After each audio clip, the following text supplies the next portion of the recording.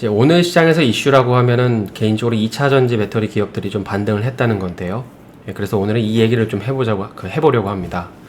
제가 약 한 달 전에 이제 영상에서 그 자동차 관련주들의 관심을 가져야 할 때라고 말씀을 드렸는데, 그래서 오늘은 좀 자동차 산업을 간단히 정리해 보면서 또 이에 연계되는 2차 전지 역시 어떤 부면들을 좀 보면 좋을지 말씀을 드리려고 합니다. 일전에 이제 그 자동차 관련주를 담아갈 때가 아닌가라고 말씀을 드렸는데, 사실 현재도 그 견해는 유효합니다. 특히 하반기부터는 이 전기차 산업에 대한 실체가 분명해질 거라고 보고 있기 때문인데요. 그래서 자동차 업종은 조금 더 보유를 해도 괜찮지 않나 싶습니다. 그리고 이제 뿐만 아니라 이제 오늘 말씀드리려고 하는 이 자동차 산업 내에서 벌어지고 있는 이 ESG에 대한 개념 역시도 이 완성차 업체들, 이 미국의 그 자동차 업체들을 조금 더 좋게 만드는 이유일 수 있거든요. 그래서 최근 시장에 보시면은 여러분들이 이제 친환경 때문에 많이 들어보셨겠지만 이 ESG라는 개념이 거역할 수 없는 대세가 좀 형성이 되어 가고 있습니다. 일반적으로 이제 어떤 그 벤처 캐피탈 회사 같은 경우에는 이제 근사한 스타트업 그 기업들을 찾아서 투자를 하고 싶으면 이제 보는 지표 중에 지배 구조의 투명성이 있고 회사의 재무 구조나 이익 성장 이런 것들을 이제 보고 투자를 해왔죠. 근데 요즘에는 아무리 재무 구조가 탄탄하고 이익 성장력 그 성장성이 있어도 그것만으로는 안정을 보장받을 수는 없습니다. 그래서 이제 재무 구조나 성장성도 중요하지만 이 한편으로는 기업으로서의 가치 기준이라는 거에 좀 주목을 하기 시작하는데요. 그래서 그런 필요성에 의해서 만들어진 기준이 바로 ESG입니다.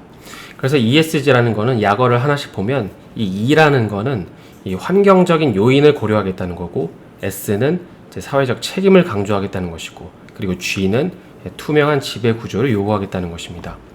그래서 실제로 그 세계 최대 규모의 자산 운용사인 이 블랙록에서는 이제 이런 식으로 2020년 말까지는 이 ESG 기준에 맞는 회사만으로 100% 포트를 구성하겠다고 했고, 그 외에 해외 거물 투자자들 역시도 이 투자 종목 선정을 하는 데 있어서 이 ESG라는 개념을 최우선 고려사항으로 올려놓은 만큼 현재는 말씀드린 것처럼 이 ESG 테마는 거역할 수 없는 대세가 되어버렸습니다.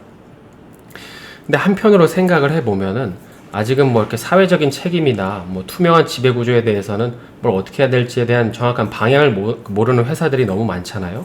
그러니까 당장 여러분이 이제 오너라고 생각을 해보시면 여러분이 회사를 가지고 있는데 당장 어떻게 사회 책임을 강조하실 건가요? 혹은 이제 현재 지배 구조를 어떻게 투명하게 하실 건가요? 그러다 보니까는 이 기업들은 이 ESG의 첫 번째 E, 즉 환경 같은 거는 수치로 바로 구현이 가능하기 때문에 이 부분을 먼저 주목을 하기 시작합니다. 그러다 보니까는 이 완성차 업체 같은 경우에는 어떤 내연 기관차 관련 기업이 몇 년도까지 전기차에 대한 비중을 얼마까지 높인다고 하면 실제로 그 기업의 주가가 오르는 이유가 여기에 있는 것이죠. 그래서 현재 그 미국의 완성차 업체들의 주가가 그런데요. 네, 이거는 이제 그 GM의 주가이고요. 네, 이거는 그 미국의 포드의 이제 주가입니다.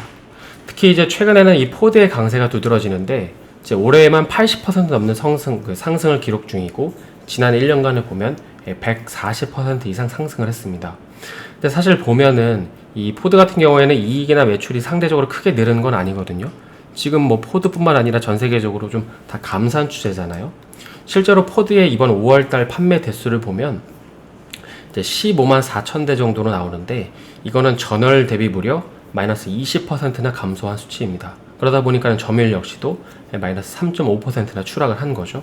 그리고 이는 미국의 자동차 3사 중에서 최악의 실적입니다.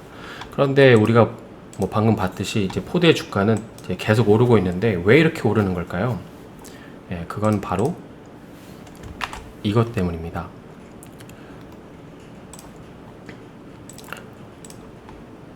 네.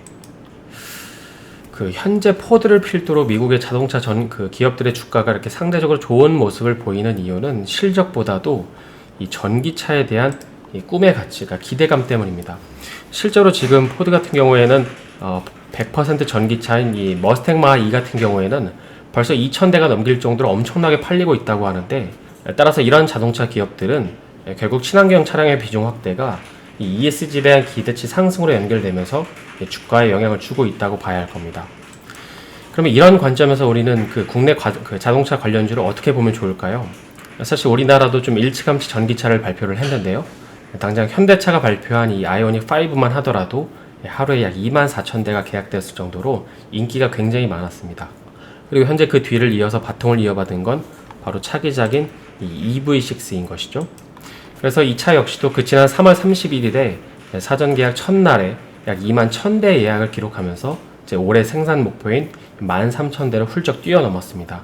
특히나 이제 최근에는 그 차량용 반도체 공급 이슈가 어느 정도 바닥을 찍은 만큼 이제 하반기 이런 그 실적 기대에 대한 실적 개선에 대한 기대감까지 더해진다면 이 현대차랑 기아차를 중심으로 한 밸류체인 기업들은 조금 더 좋아질 수밖에 없다는 것이죠. 그리고 이렇게 되면 오늘 이제 시세가 나왔던 이 배터리를 공급하는 기업들의 실적 역시도 개선될 수밖에 없는 것입니다. 특히 이제 현재 미국 같은 경우에는 각 주마다 이 전기차 보조금이 상향이 되고 있거든요. 그래서 지금 어느 정도 배식 투여가 다 끝난 상황에서 하반기에는 본격적으로 기대감이 아니라 차량이 팔리는 수치를 직접 확인할 수 있지 않을까 싶습니다.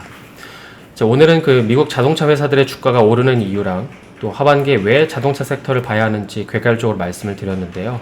한 주간 수고 많으셨고 저는 월요일에 다시 인사드리겠습니다. 오늘 영상이 도움이 되셨다면 좋아요와 구독 부탁드립니다.